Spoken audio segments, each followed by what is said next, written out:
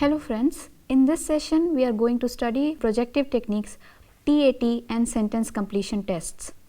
Objectives of studying this module are to understand the nature and uses of thematic apperception test in personality assessment and to know the uses of sentence completion test in personality assessment. Projective techniques. Projective techniques are assumed to reveal those central aspects of personality that lie in the unconscious mind of an individual. Unconscious motivations, hidden desires, inner fears and complexes are presumed to be elicited by their unstructured nature that affects the participant's conscious behavior. Tests that utilize this method are called projective tests. For example, the thematic apperception test TAT is an interpretative type of test that includes those test situations where the participant has to add a detailed meaning of the given situation. Another type of projective test is the sentence completion technique, which includes the situations where some incomplete sentences are presented to the examinee or the participant and she or he can complete them in the form she or he desires. The examiner then analyzes those responses to get a picture of the individual's personality. Let us understand these two types of projective tests in detail. The thematic apperception test or TAT. Thematic apperception test, or also referred to as TAT, is a projective psychological test developed during 1935 by Henry Murray and Christiana Morgan at Harvard University, also popularly known as the picture interpretation technique. Proponents of the technique assert that participants' responses in the narrative they make up about ambiguous pictures of people reveal their underlying motives, concerns and the way they see the social world. To date, the TAT is one of the most widely researched and clinically used personality tests. The TAT consists of pictures that depict a variety of social and interpersonal situations. The participant is asked to tell a story to the examiner about each picture. The people depicted in the picture are deliberately drawn in ambiguous situations. While the picture leave much to one's imagination, they are more highly specific, organized visual stimuli. After showing the picture, a story is to be told by the participant about the person or people in the picture. They are asked to tell as dramatic a story as they can for each picture presented, including what has led up to the event shown, what is happening in the scene, the thoughts and feelings of characters, the outcome of the story. The story narrated by the participant is interpreted by the psychologist, who tries to look for revealing statements and projections of the participant's hidden emotion onto the character in the pictures. For example, a person looks at an ambiguous drawing of two people and thinks they are fighting. This might reveal a need to be aggressive. If the two people are described as in love, this might reflect a need for intimacy. And if one is seen as giving orders to the other, this might reflect a need for power. The complete version of the test contains 31 picture cards. Some of the cards show male figures, some female, some both male and female figures, some of ambiguous gender, some adults, some children, and some show no human figures at all. Of in these pictures, 10 are gender specific, while 21 others can be used with adults of either gender and with children, which are black and white. One card is completely blank and is used to elicit both a scene and a story about the given scene from the storyteller, to test imagination under very limited situations or stimulations. The cards are presented to the participant one at a time, and he or she is asked to make up a story that describes each picture and that indicates the events that led to the scene and the events that will grow out of it. He or she is also asked to describe the thoughts and feelings of the person in his or her story. Many of the TAT drawings consist of set of themes such as success and failure, competition and jealousy, feelings about relationship, aggression and sexuality. These are usually depicted through picture cards. Uses of TAT. Out of the complete version of TAT, which includes 31 cards, Murray originally recommended using approximately 20 cards and selecting those that depicted characters similar to the participant. Today, many practitioners only utilize between 5 and 12 cards, often selected because the examiner feels that the scene matches the participant's needs and situations. Practitioners use their best judgment when selecting scenes in order to determine which might be most likely to elicit useful information from the participant. The TAT is used as a tool for research into areas of psychology such as dream, fantasies, mate selection, and what motivates people to choose their occupation. Sometimes it is used in a psychiatric or psychological context to assess personality disorders, thought disorders, in forensic examinations to evaluate crime suspects, or to screen candidates for high stress occupations. It is also commonly used in routine psychological evaluations, typically with a formal scoring system, as a way to explore emotional conflicts and object relations. Scoring system. Murray developed a scoring system based on his need-press theory of personality. Murray's system involved coding every sentence given for the presence of 28 needs and 20 presses, those are environmental influences, which were then scored from 1 to 5 based on intensity, frequency, duration, and importance to the plot. In the original interpretation method of TAT scores, the examiner first determines who is the hero, the character of either gender with whom the participant presumably identifies himself or herself.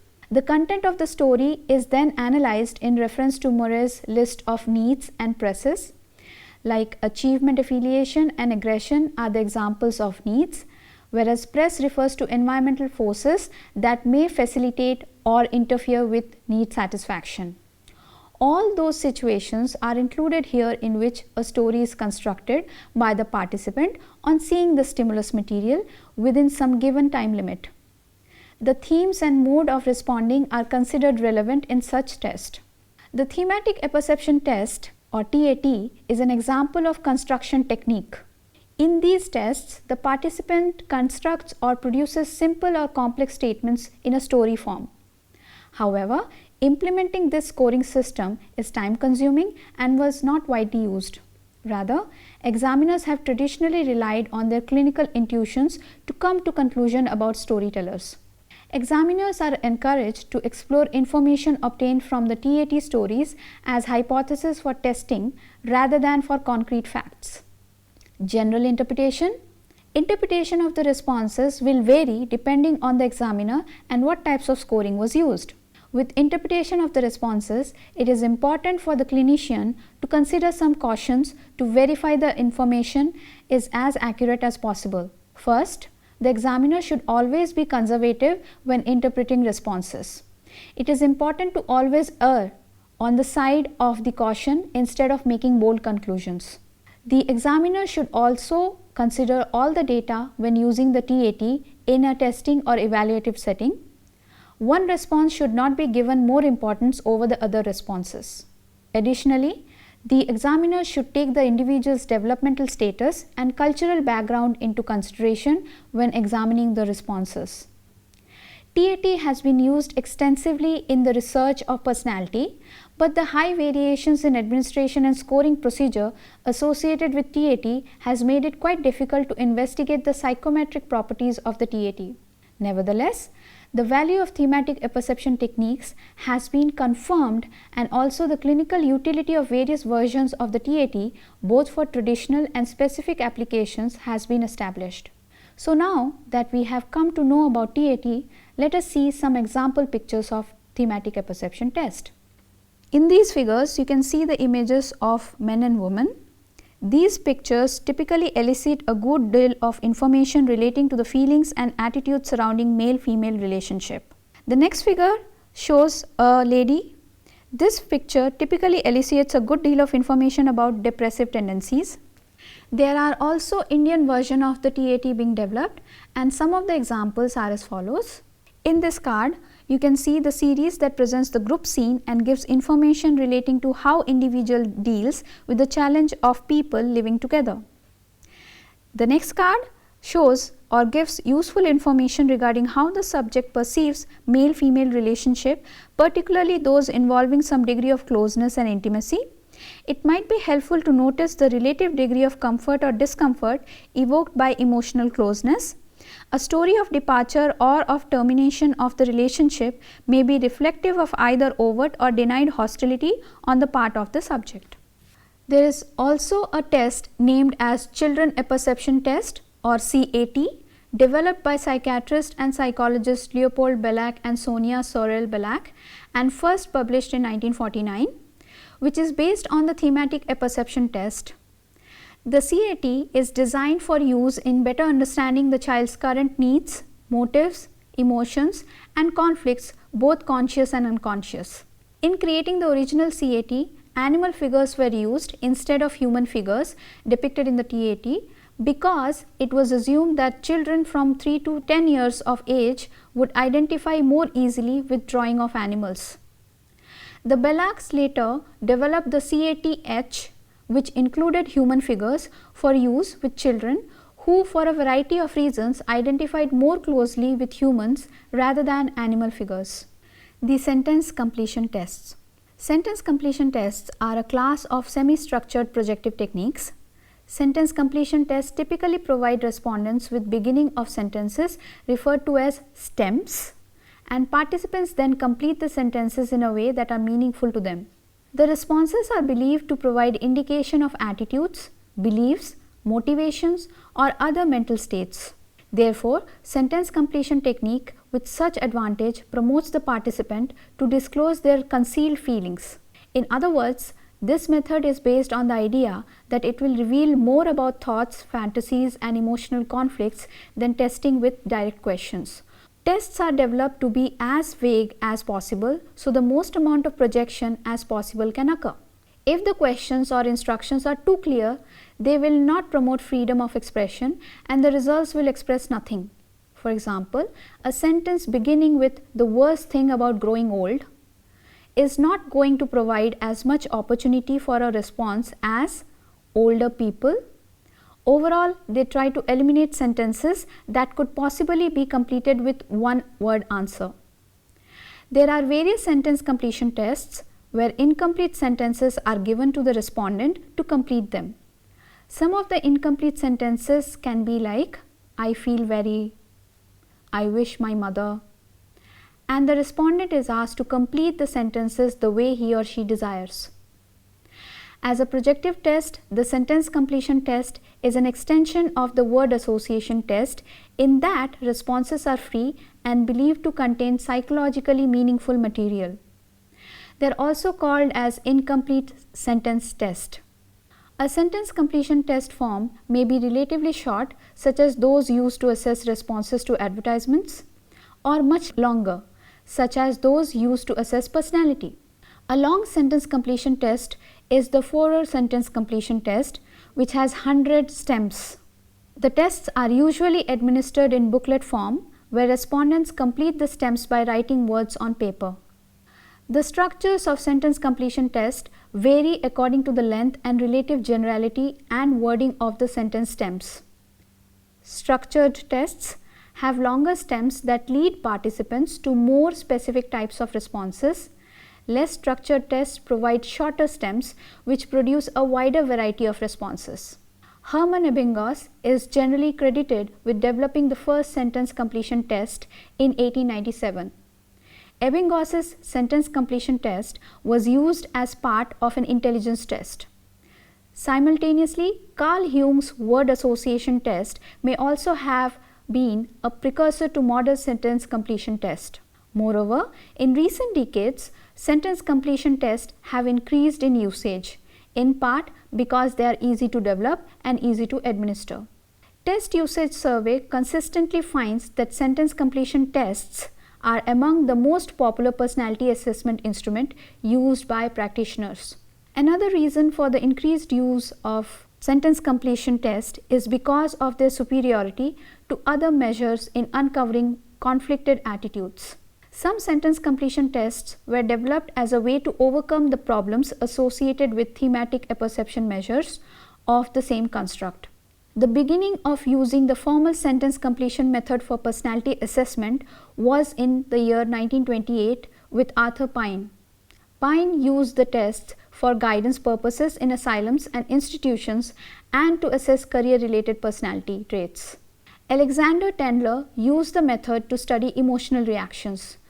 With his test, all his sentences began with I and revealed something about annoyances, fears, aversions, likes, interest, and attachments. As opposed to Tendler and Pine, Amanda Road decided not to focus on specific aspects of personality but use the measure to develop a general personality test.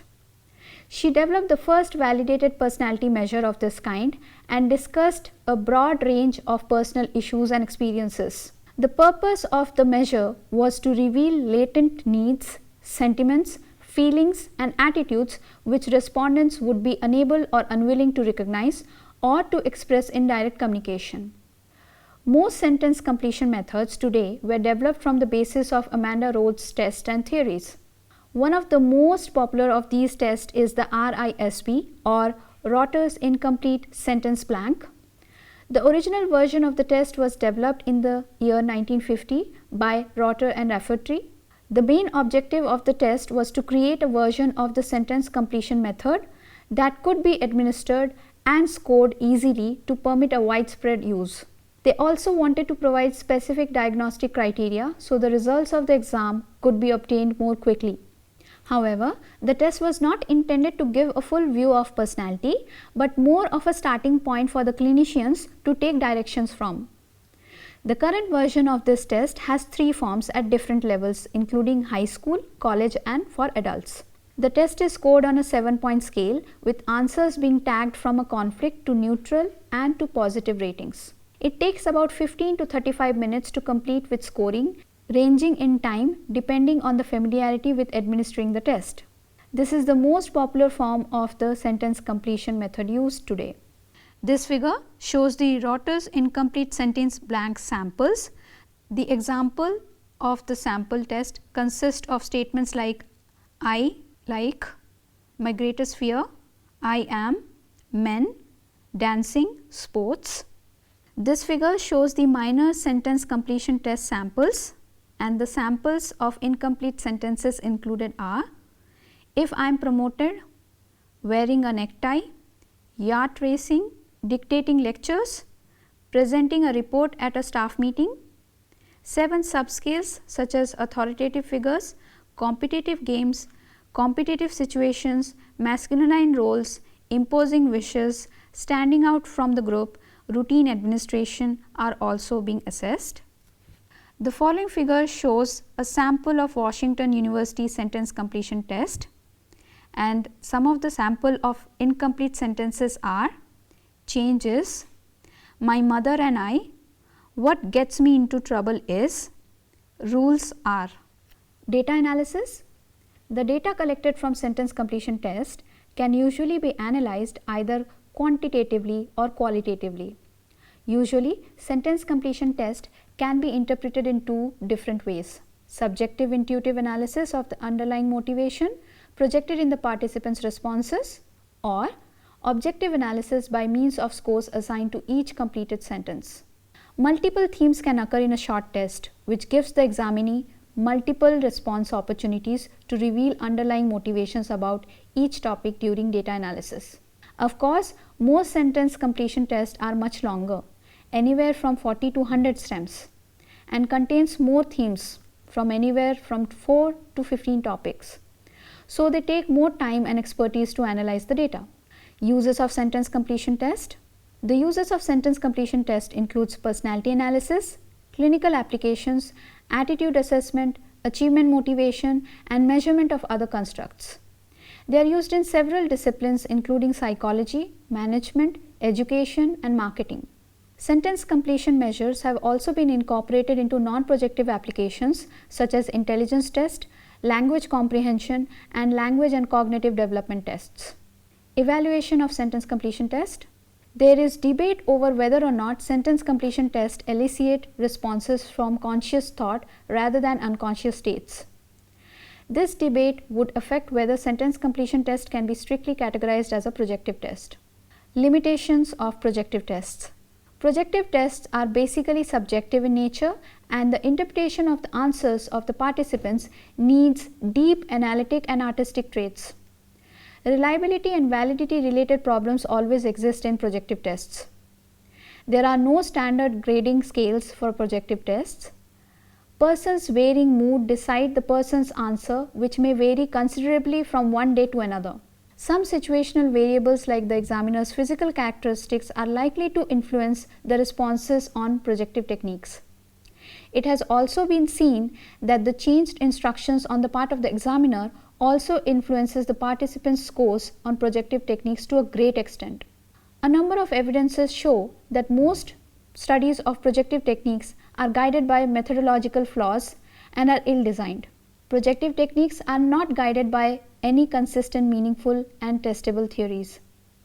There is no evidence showing a relationship between global interpretation of projective techniques by experts and psychiatrists.